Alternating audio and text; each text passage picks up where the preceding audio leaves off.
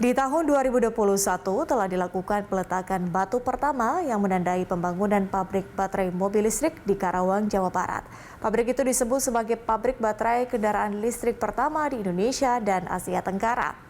Pengembangan baterai kendaraan listrik juga diharapkan sebagai salah satu solusi menuju net zero emission 2060.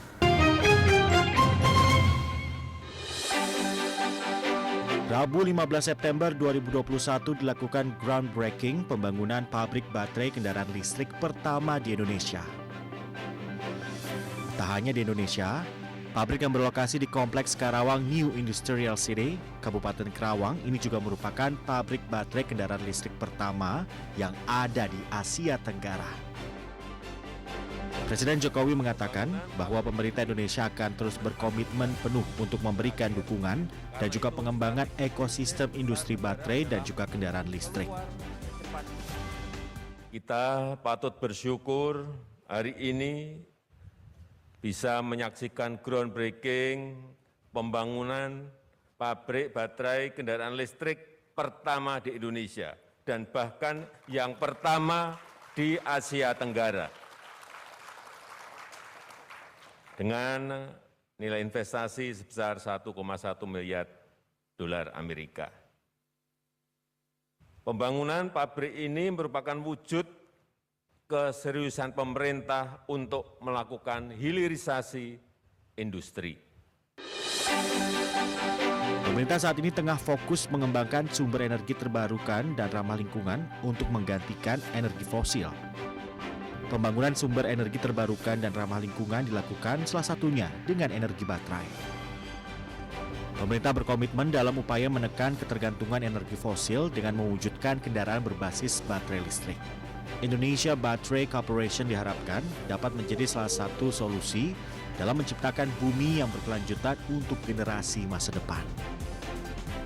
Kementerian Energi dan Sumber Daya Mineral telah menyiapkan peta jalan dalam mengurangi ketergantungan energi fosil. Dalam peta jalan tersebut mencakup pemenuhan energi listrik maupun transportasi, pengurangan ketergantungan fosil pada sektor kelistrikan dengan mengembangkan energi terbarukan. Capaian target bauran energi baru di Indonesia pada tahun 2020 baru mencapai sekitar setengah dari target tahun 2025, yakni 11,2%. Untuk itu, perlu adanya percepatan pembangunan energi terbarukan di Indonesia untuk mengatasi perubahan iklim dan juga mengantisipasi krisis ekonomi dan juga energi yang akan datang. Sementara itu, pemerintah telah menetapkan target bauran energi baru terbarukan mencapai 23% pada tahun 2025. Hal tersebut juga telah tertuang di dalam Rencana Umum Energi Nasional. Di sisi lain, capaian NBT Indonesia hingga tahun 2020 baru berada di angka 11%. Indonesia masih harus mengejar ketertinggalan dalam kurun waktu 5 tahun saja. Indonesia berkomitmen untuk menciptakan target net zero emission selambatnya tahun 2060 atau lebih cepat dengan dukungan dari negara lain.